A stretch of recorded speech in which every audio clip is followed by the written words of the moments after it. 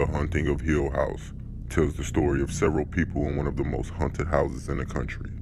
The following families all experienced something that felt very much real to them. These are the real-life hauntings that inspired The Haunting of Hill House.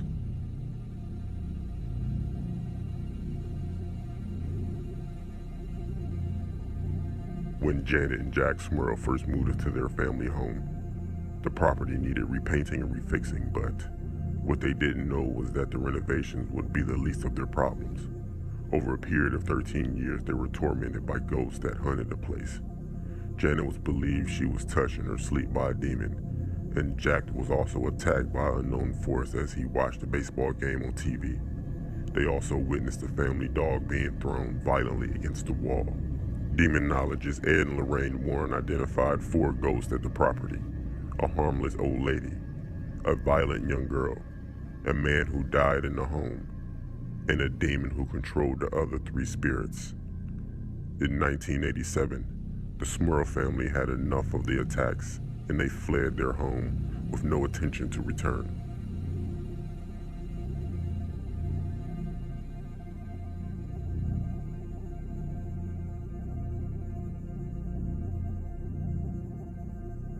In 1970, the parent family moved into a farmhouse in Rhode Island, built in 1736. The previous occupant issued them a cold warning: for the sake of your family, leave the lights on at night.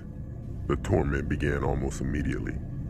Carolyn was awoken in the middle of the night by the ghost of an old, gray lady named Bathsheba, whose head hung loosely. The apparition warned the family to leave. The children also bonded with the spirit of a little boy they affectionately named Manny, who watched them through the windows as they played outside. And then there were other spirits who tossed them out of their bed, pulled at their legs, and filled the house with the smell of rotting flesh many mornings at 5:15 a.m.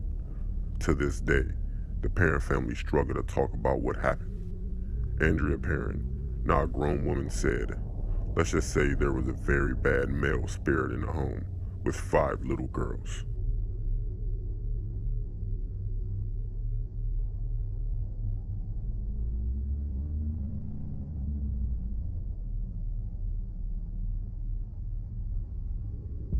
In 1869, Henry McPike built a 16-bedroom mansion for his family.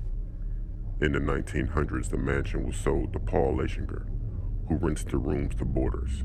However, those who did stay there soon began to hear strange noises, including children talking and laughing together, although children were not on the grounds. Following the death of Lechinger in 1945, the mansion sat vacant until 1994 when Sharon and George Lucky purchased the property. Sharon soon noticed that the ghost-like man would stare at her from the windows as she was gardening. Other disturbances included orbs being caught on camera and heavy metal doors opening on their own. Ghost hunters have confirmed that the most paranormally active room in the house is the wine cellar.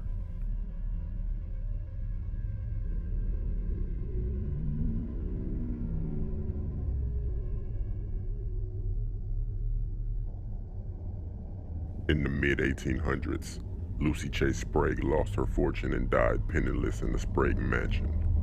The property has stood with a dark cloud over it since then. In 1967, Robert and Viola Lynch moved into the 28-bedroom mansion that featured its very own creepy doll room. In the late 1960s, Bob Lynch Jr. and a few of his friends had their blankets thrown off of their beds. Using a makeshift Ouija board, they contacted a ghost that spelled out, "Tell my story." Another entity haunts the place is a ghost by the name of Amasa Sprague, whose body was discovered and bludgeoned to death close to the house in 1843. Since the Lynch family moved away, paranormal experts have visited the mansion and captured the doll's eyes in the doll room moving on camera. The wine cellar is also a place of much paranormal activity, including orbs and unexplained lights.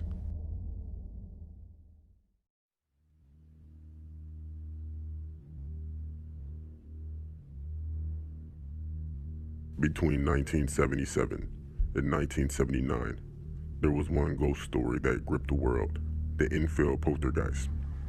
Within this home, a single mother, Peggy, and her 2 young daughters were tormented by a violent poltergeist.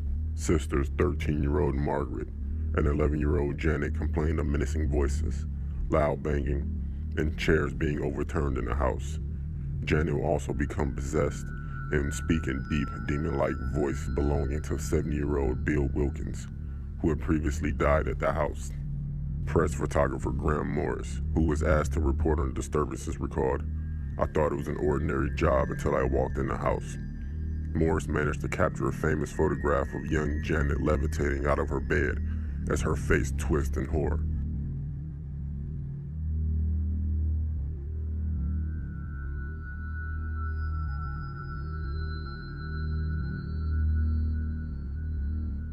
Built in 1868, the Lemp Mansion is a cave where the Lemp family brewed their own beer.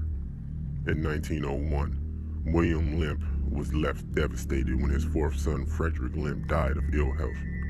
In 1904, William committed suicide by gunshot and William Jr. took over the family business. In 1920, Elsa Lemp Wright, the youngest Lemp child, shot herself after her divorce. As a result of Prohibition, the family brewery was sold at an auction after hitting hard times, and Billy Jr. shot himself in 1922. Years later, in 1949, Charles Lemp, the 3rd son, shot himself in the head after killing a dog. The only surviving son, Edwin Lemp, died of natural causes, and his dying wish was for everything in the family to be destroyed. Not surprisingly, the Lemp Mansion is now a restaurant and is said to be haunted. One legend is that there was another Lemp son who was born deformed and hidden away in the attic. His spirit is believed to hunt and torment the house.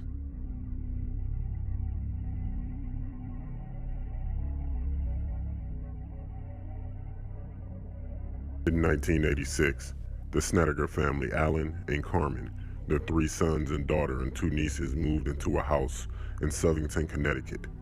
While exploring their new home, Carmen found mortician's tools in the basement, and she soon discovered that the property was once a funeral home. It wasn't long before their oldest son experienced visions of evil spirits, and both parents claimed to have been attacked by demons.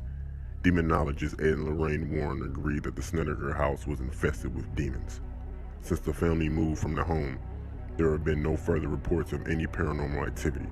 It is believed that the evil within this was drawn to the family rather than the house itself.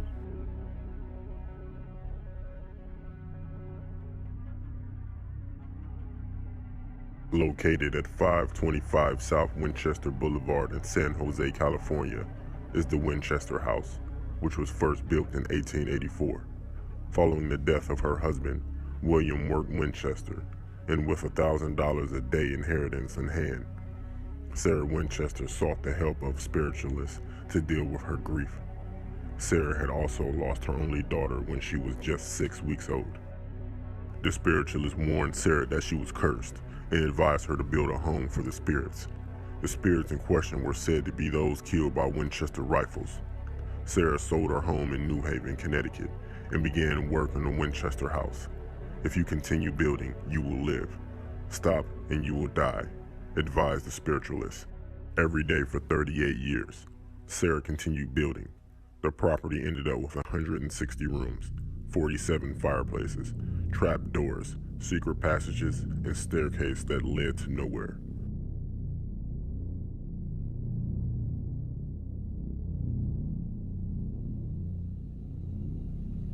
On November 3, 1974, Ronald Butch DeFeo Jr. murdered his parents, 2 brothers, and 2 sisters with a .35 caliber rifle while they slept peacefully in their beds.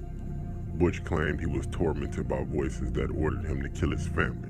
A year later, George and Kathleen Lutz moved into the Amityville house with their children after purchasing the 5-bedroom property for a low price. George reportedly then began to awaken at 3:15 a.m. every day, around the time Butch was known to have massacred his family. They also saw a pig-like creature with red eyes staring from the windows of the house, and the young children would levitate from their beds. Both George and Kathleen passed lie detector tests about what they experienced in the home, and eventually, they fled from the property. 112 Ocean Drive is still known as one of the most haunted houses in America.